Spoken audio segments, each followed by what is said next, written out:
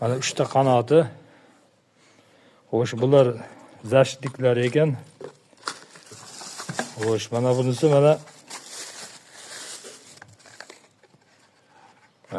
bu kuchaytirgich, ya'ni ruschasiga aytganda skorost ekan. Assalomu alaykum. Imondoshlar, mahalladoshlar, 2025-yil 4-iyun Jizzax viloyati Arlasay tumani Bo'ston mavqeida joylashgan bir xonadon Marg'ilonni jome masjidi barcha mo'min musulmon aka-uka opa-singillarimizni mana kelayotgan Qurbon hayit ayyomi bilan muborakbod etamiz, tabriklaymiz. Alloh rozi bo'lsin barchadan.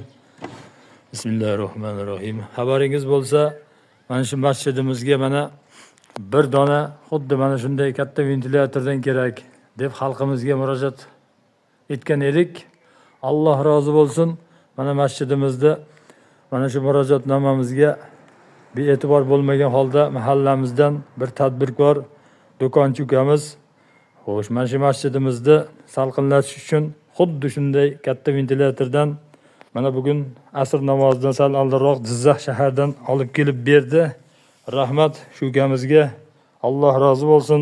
Kasb-koriga, xonadoniga baraka bersin. Mana hozirgina ochildi. Yangi bu ham.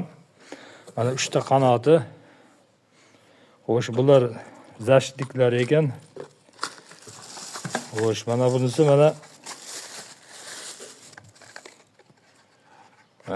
bu kuchaytirgich, ya'ni ruschasiga aytganda skorost ekan. 5 talik, xuddi o'sha biz so'ragan katta ventilyator ekan. Mana shunday do'stlar. Mana bu motori, mana katta motori o'rtada. Alloh rozi bo'lsin shu ukamizdan. Sog' bo'lsin, salomat bo'lsin. Kasb-koriga, xonadoniga baraka bersin. Rahmat.